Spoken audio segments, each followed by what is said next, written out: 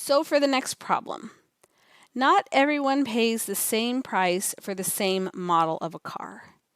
In a normal distribution model for price paid for a particular car, the mean is $17,000 and the standard deviation is 500. Using the empirical rule, we will find several different percentages. Notice that the problem is asking for percentages, while the previous example asked for scores.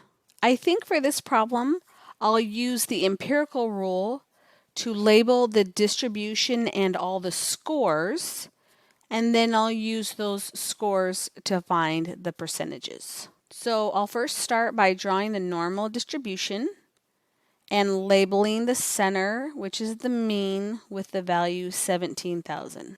Then I'll add one standard deviation to that. So one standard deviation is 17,000 plus 500, so that's 17,500.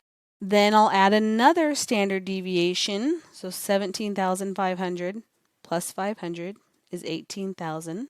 And then I'll add another standard deviation, which is 18,000 plus 500, and that gets me to 18,500.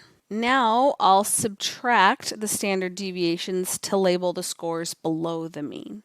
So 17,000 minus 500 is 16,500. Then 16,500 minus another standard deviation of 500 is 16,000. And I think I'll do one more. 16,000 minus another standard deviation of 500 gets me to 15,500. Now that I have all the scores filled out on the normal distribution, I'll add the corresponding percentages from the empirical rule that we already covered. Each section in the middle gets a 34%.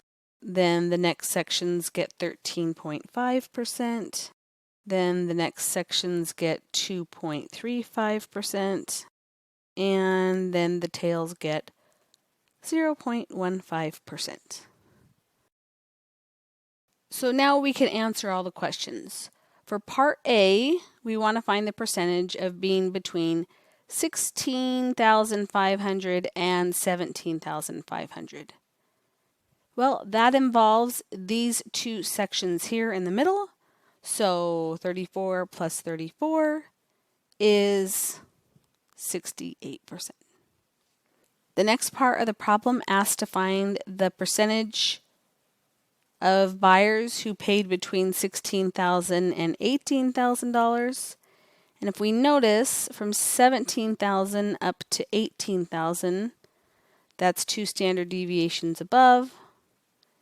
And 17,000 down to 16,000, that's two standard deviations below. So the empirical formula tells us that two standard deviations above and two standard deviations below is 95% of the data. Or if you want, you can add up all those sections. And the last one, we want to find the percentage of buyers who paid between 17,000 and 17,500. Well, that's just the right half of that middle section, so that's going to be 34%.